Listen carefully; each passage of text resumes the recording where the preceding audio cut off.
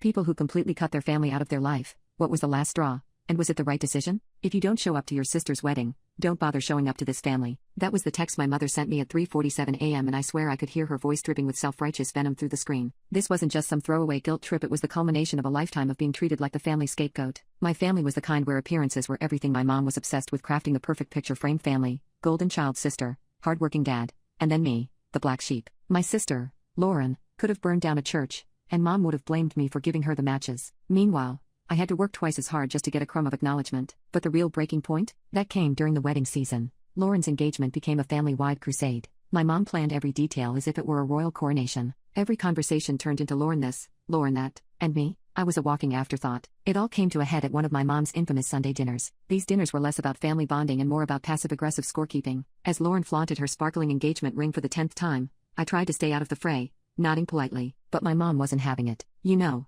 she said, sipping her wine like a Bond villain, it's a shame you didn't bring anyone. It must get lonely, always focusing on your career. I forced a smile. I'm fine, Mom. Not everyone needs a partner to feel validated. Lauren chimed in with her trademark snark. Maybe if you weren't so full of yourself, someone would actually want you. The whole table chuckled, except for Dad, who buried his face in his plate, as usual. That's when I snapped. I stood up so quickly that my chair screeched against the hardwood floor. You know what? I'm done. You can. I'll enjoy Lauren's big day without me. Mom's face twisted into a mask of fury. Don't you dare ruin this for your sister, she spat, but I was already grabbing my coat. I thought that was the end of it until the text, and when I didn't respond, the calls started. First Mom, then Lauren, then a rotating cast of relatives telling me to stop being selfish. My cousin Rachel even sent me a voice memo saying, "This is family. You can't just walk away because you're upset." But here's the kicker. Lauren wasn't just getting married. She was getting married on my birthday, a fact she forgot to mention when setting the date. And when I pointed it out, "Oh, don't be dramatic. It's not like anyone celebrates your birthday anyway." That was the moment I realized I wasn't just invisible to them, I was disposable. Still,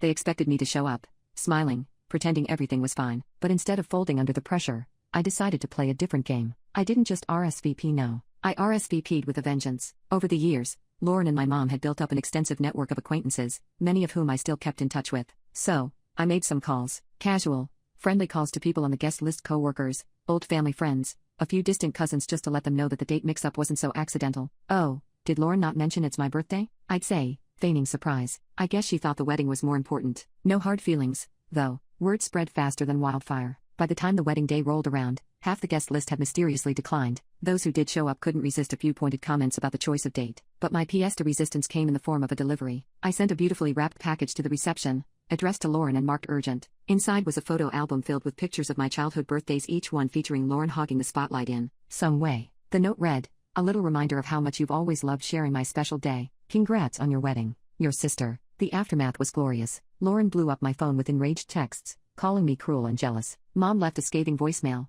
accusing me of ruining the happiest day of Lauren's life. But you know what? For the first time in years, I didn't care. As for the family, the rift became permanent. My dad, surprisingly, reached out a few weeks later, apologizing for staying silent all those years. We've kept in touch, but the rest of them, dead to me.